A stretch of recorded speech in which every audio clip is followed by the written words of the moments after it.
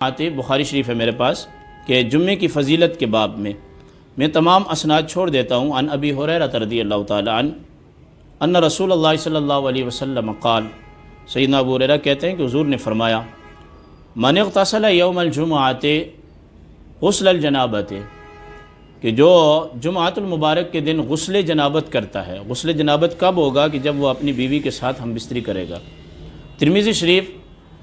چونکہ وقت زیادہ ہو جاتا ہے، میرے پاس پڑا ہوا ہے اس کا نسخہ، اس میں یہ ہے کہ جمعۃ المبارک کے دن من غسل وغسل اہلہ، کہ جو شخص جمعہ کے دن خود غسل کرے اور اپنی اہلیہ کو غسل کرائے، اور اہلیہ کو غسل کرانے کا مقصد یہ ہوتا ہے کہ اس کے ساتھ ہم بستری کرے تو اس پر غسل کیا ہو جائے گا؟ واجب ہو جائے گا۔ ثم راحہ، یعنی رات کو ہم بستری کرے اور جمعے کی صبح صادق کے وقت بندہ جو ہے وہ غسل جنابت کرے، بیوی بھی غسل جنابت کرے، اور جب جمعے کا وقت ہو، من راح فی الساعۃ ثم راح، پھر وہ جمعے کی نماز کے لیے چلے دن میں، فکأنما قرب بدنۃ، گویا کہ اس نے ایک اونٹ قربانی کی۔ تو خطیب حضرات اس کو تو بیان کرتے ہیں کہ جو پہلی گھڑی میں آتا ہے وہ اتنا ثواب پاتا ہے کہ جتنا اونٹ کو اللہ کی راہ میں قربان کرنے کا ثواب ہے، مگر اس سے پہلے یہ نہیں بتاتے کہ رات کو اپنی بیوی کے ساتھ وہ جماع بھی کرے اور اپنے اوپر بھی غسل کو واجب کرے اور اپنی اہلیہ پر بھی غسل کو واجب کرے۔ یہ پوری حدیث میں آپ کو بتا رہا ہوں بخاری شریف کی۔ اور آگے فرمایا گیا کہ ومن راح فی الساعۃ الثانیہ،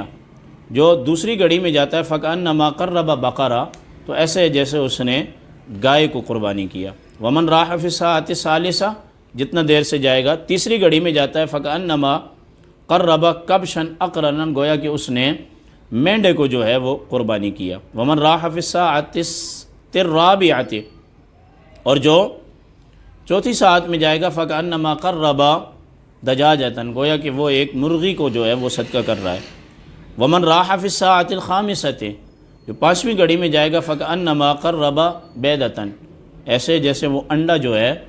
وہ کر رہا ہے، صدقہ کر رہا ہے۔ فإذا خرج الامام، جب امام نکلے، حضرت الملائکۃ، ملائکہ بھی حاضر ہوتے ہیں، یستمعون الذکر، تو اس وقت جو مسجد میں جمعے کے دن ذکر ہو رہا ہوتا ہے خطبے کی صورت میں، نماز کی صورت میں، تو ملائکہ بھی اس کو سننے کے لیے آتے ہیں۔ معاف کیجئے گا۔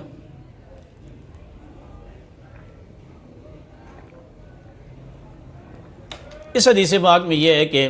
جمعے کے دن اپنی بیوی کے ساتھ ہم بستری کرنی چاہیے اور جماع کرنا چاہیے۔ تو پہلا ہمارا مرحلہ یہ تھا کہ قرآن کریم سے جو میاں اور بیوی کے خاص تعلقات ہیں ان کا استدلال، اور دوسرا یہ تھا کہ اوقات میں سے کون سا وقت ہے۔ تو کوئی بھی ایسا وقت ہو جس میں شریعت نے منع نہیں کیا ہے، اس میں آپ جماع کر سکتے ہیں اپنی بیوی کے ساتھ، ہم بستری بھی کر سکتے ہیں، مگر حدیث پاک جو ہے وہ شب جمعہ کو جو ہے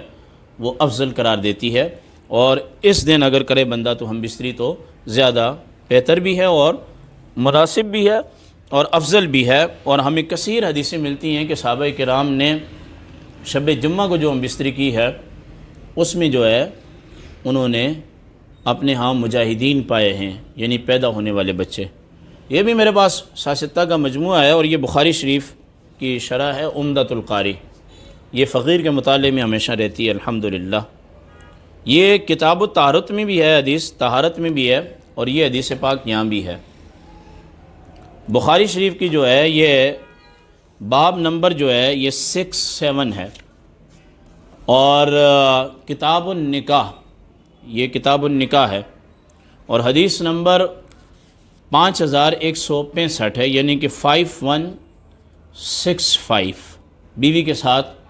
سیکس کرنے کی دعا کیا ہے یہ اس کے اندر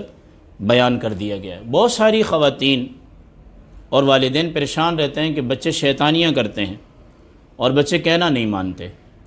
تو بچے کیسے کہنا مانیں گے کہ ہم بستریوں کے ٹائم بھی وہ رکھے ہوئے ہیں جو یہود و نصارہ کی راتیں، اگرچہ ہمارے لیے ہے تو جائز ہے، مگر افضل چیز کو ہمیں پانا چاہیے نا۔ اور پھر اس سے پہلے ہم کیا کرتے ہیں، کس طریقے کی ہم پوزیشنیں اختیار کرتے ہیں، اس میں اسٹائل کیا کیا اختیار کیے جاتے ہیں، یہ بڑی عجیب و غریب بات ہے۔ تو یہ حدیث پاک میں پوری پڑھ دیتا ہوں کہ بیوی کا حق ادا کرنے سے پہلے دعا کیا پڑھنی چاہیے،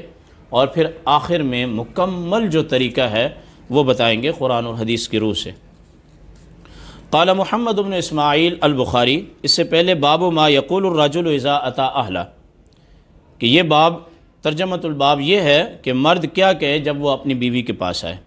اس وقت کیا پڑھنا چاہیے، اور اس آنے سے مراد جو ہے خاص دعا ہے، جماع کی دعا، ہم بستری کی دعا، میاں اور بیوی کا جو انٹر کورس ہوتا ہے اس کی دعا۔ حدثنا سعد بن حفص حدثنا شیبان عن منصور عن سالم بن ابی الجعد عن قریب عن ابن عباس رضی اللہ تعالی عنہما قال قال النبی صلی اللہ علیہ وسلم اما لو ان احدکم یقول حین یأتی اہلہ بسم اللہ اللہم جنبنا الشیطان وجنب الشیطان ما رزقتنا ثم قدر بینہما فی ذالک او قضی ولد لم یضرہ شیطان ابدا او کما قال النبی صلی اللہ تعالی علیہ وسلم۔ یہ حدیث پاک مختلف الفاظ کے ساتھ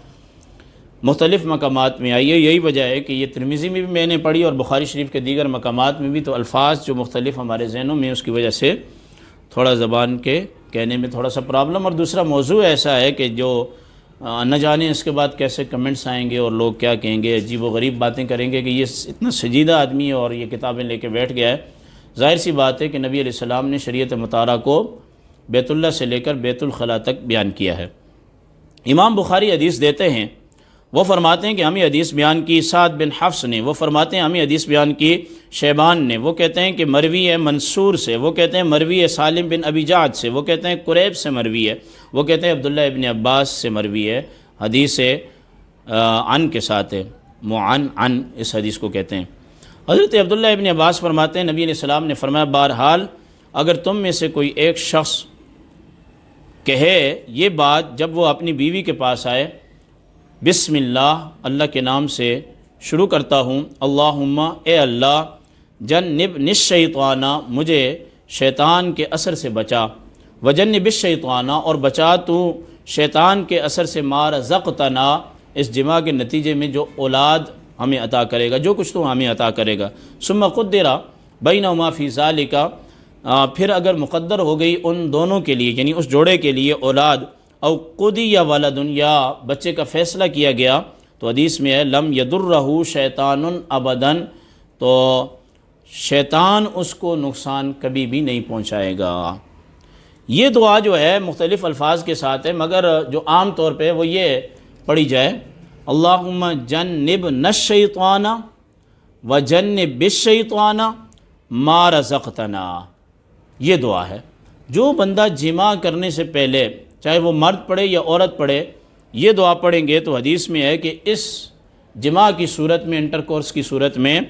اگر اولاد مقدر ہو گئی تو اس کو شیطان کا اثر کبھی بھی نہیں پہنچے گا۔ تو پہلی بات تو یہ ہے کہ ہم جب اپنی ازواج سے ہم بستریاں کرتے ہیں، ملاپ کرتے ہیں، انٹر کورس کرتے ہیں، جماع کرتے ہیں، تو اس وقت ہم شریعت مطالعہ کا خیال نہیں رکھتے کہ ہم نے کہنا کیا ہے اور پوزیشن کون سی اختیار کرنی ہے۔ تو اگر نبی علیہ السلام کی ان احادیث طیبہ کو ہم پڑھ لیں تو اس کے بارے میں پھر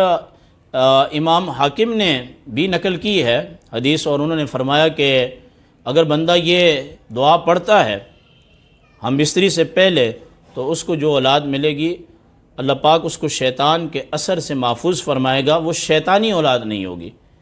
تو اگر بندہ پڑھ لے، حدیث پر عمل کرے تو حدیث کا ثواب بھی مل جائے گا، اور بچے جو ہیں وہ شرارتوں سے اور شیطان کے اثر سے بھی محفوظ رہیں گے۔ عام طور پر